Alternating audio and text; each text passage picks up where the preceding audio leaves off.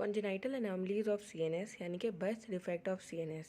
जब foetus grow करता है तो थर्ड वीक में हमारा न्यूरल ट्यूब बनता है। न्यूरल ट्यूब से हमारा सीएनएस बनता है, पीएनएस बनता है, एएनएस बनता है। तो अगर न्यूरल ट्यूब जो है वो क्लोज ना हो, उसके फोल्ड्स एक साथ जुड़े ना, तो उसकी वजह से हमारे कुछ सीएनएस की चीज़ें नहीं बनती और उनकी वजह से बर्थ डिफेक्ट्स होते हैं। सही है। और न्यूरल ट्यूब क्लोज क्यों नहीं होता? क्योंकि कुछ मदर्स में फॉलिक एसिड डेफिशिएंसी होती है। तो ये हाई यील्ड पॉइंट्स हैं कि न्यूरल ट्यूब के क्लोजर अगर सही से ना हो तो हमारा सीएनएस सही से नहीं बनता। और न्यूरल ट्यूब के क्लोजर में मसला फॉलिक एसिड की डेफिशिएंसी होता है। फॉलिक एसिड यानी विटामिन B9। सही है।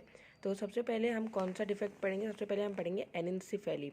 एनेंसेफेली क्या होती है कि आपका जो न्यूरल ट्यूब है, न्यूरल ट्यूब के दो एंड्स होते हैं। एक होता है एंटीरियर यानी क्रेनियल एंड, और एक होता है आपका पोस्टीरियर यानी कॉडल एंड। सही है। जो क्रेनियल एंड है ना, उससे आपका ब्रेन, स्कल और बाकी चीज़ें बनेंगी। जो आपका कॉडल एंड है उससे आपका स्पाइनल कॉर्ड बनता है। जब क्रेनियल एंड जो है वो क्लोज ना हो तो आपका एनेंसेफेली होती है। अगर क्रेनियल एंड क्लोज नहीं होगा तो आपका ब्रेन नहीं बनेगा, आपका स्कल नहीं बनेगा। तो जो फीटस है, जब उसकी बर्थ होती है तो उसके पास ना ब्रेन होता है ना स्कल होता है, इसलिए उसकी फ्रॉग लाइक अपीयरेंस होती है, क्योंकि उसका हेड कुछ ऐसा होता है।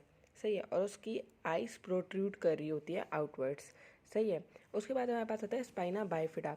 जो आपका न्यूरल ट्यूब है उसका जो कॉर्डल एंड है, अगर वो क्लोज ना हो तो आपका स्पाइनल कॉर्ड जो बना है वो आपके लंबोसैक्रल रीजन में, यहाँ लिख रही हूँ, इम्पॉर्टेंट पॉइंट है ये, लंबोसैक्रल रीजन, यहाँ से आपका स्पाइनल कॉर्ड प्रोट्रूड कर रहा है यानी निकल रहा होता है। सही है। अब स्पाइना बाइफिडा की एक टाइप है स्पाइना बाइफिडा ओक्यूलाटा। इसमें क्या होता है कि आपका पूरा का पूरा स्पाइनल कॉर्ड नहीं निकल रहा होता, आपके स्पाइनल कॉर्ड का एक बहुत छोटा सा हिस्सा आपके लंबोसैक्रल रीजन से निकल रहा होता है, और जिसकी वजह से वहाँ पे एक मोल बन जाता है जिसके ऊपर हेयर होते हैं। सही है। ये हेयरी मोल जो है ये आपका एक इम्पॉर्टेंट पॉइंट है कि स्पाइना बाइफिडा ओक्यूलाटा में थोड़ा सा स्पाइनल कॉर्ड लंबोसैक्रल रीजन से बाहर निकल रहा होगा और उसके ऊपर हेयर ग्रोथ होगी। सही है। उसके बाद हमारे पास आता है सेरिब्रल एक्वेडक्ट स्टेनोसिस। स्टेनोसिस का मतलब होता है ऑब्स्ट्रक्शन। तो सेरिब्रल एक्वेडक्ट जो है वो आपका CSF थर्ड वेंट्रिकल से फोर्थ वेंट्रिकल में लेकर जाता है। थर्ड वेंट्रिकल और फोर्थ वेंट्रिकल जो कनेक्ट करता है उसको हम कहते हैं सेरिब्रल एक्वेडक्ट ऑफ सिल्वियस। सही है। तो सेरिब्रल एक्वेडक्ट स्टेनोसिस यानी कि सेरिब्रल एक्वेडक्ट में कोई ऑब्स्ट्रक्शन है जिसकी वजह से drainage of CSF from third to fourth ventricle रुक गई है। सही है।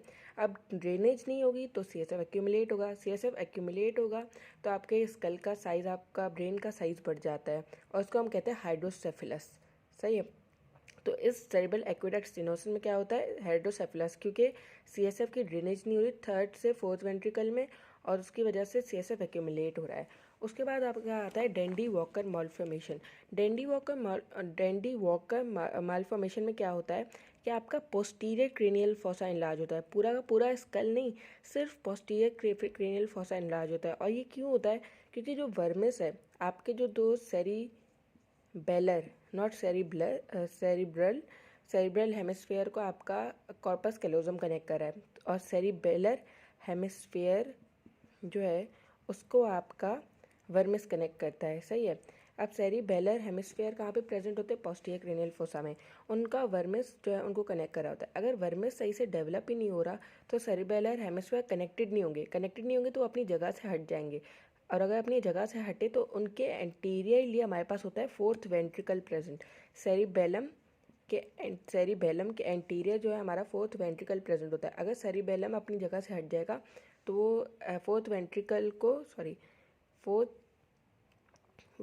को ऑब्स्ट्रक्ट करेगा, जिसकी वजह से CSF फ्लो रुक जाएगा। CSF फ्लो रुकेगा तो CSF एक्यूमुलेट होगा, अगेन हाइड्रोसेफिलस होगा, लेकिन हाइड्रोसेफिलस सिर्फ पोस्टीरियर क्रेनियल फॉसा के रीजन में होगा, क्योंकि बाकी सारा लेटरल वेंट्रिकल, थर्ड वेंट्रिकल से तो CSF फ्लो हो रहा है, फोर्थ वेंट्रिकल में जाकर ऑब्स्ट्रक्ट कर रहा है, और उसके हमारा सिर्फ इनलार्ज पोस्टीरियर क्रेनियल फॉसा होगा। सही है। उसके बाद हमारे पास आता है Arnold cherry malformation. Arnold cherry malformation में क्या होता है कि हमारा जो सेरिबेलर टॉन्सिल है ना, मतलब सेरिबेलम का एक पार्ट है, वो जो है वो हमारे फोरामेन मैग्नम से बाहर निकल रहा होता है, सही है। और उसकी वजह से फोरामेन मैग्नम में हमारा जो सेरिबेलम के आगे हमारा फोर्थ वेंट्रिकल है उसके ऊपर प्रेशर आ रहा होता है। उस प्रेशर की वजह से अगेन CSF फ्लो रुक जाता है और हमारा हाइड्रोसेफेलस हो जाता है। तो आर्नल चर्म मेल्फॉर्मेशन क्या होता है, सेरिबेलर टॉन्सिल्स जो है वो प्रोट्रूड कर रहे होते हैं फोरामेन मैग्नम से। तो ये सारी चीज़ें आपको पता होनी चाहिए कंजेनाइटल एनामलीज ऑफ CNS में।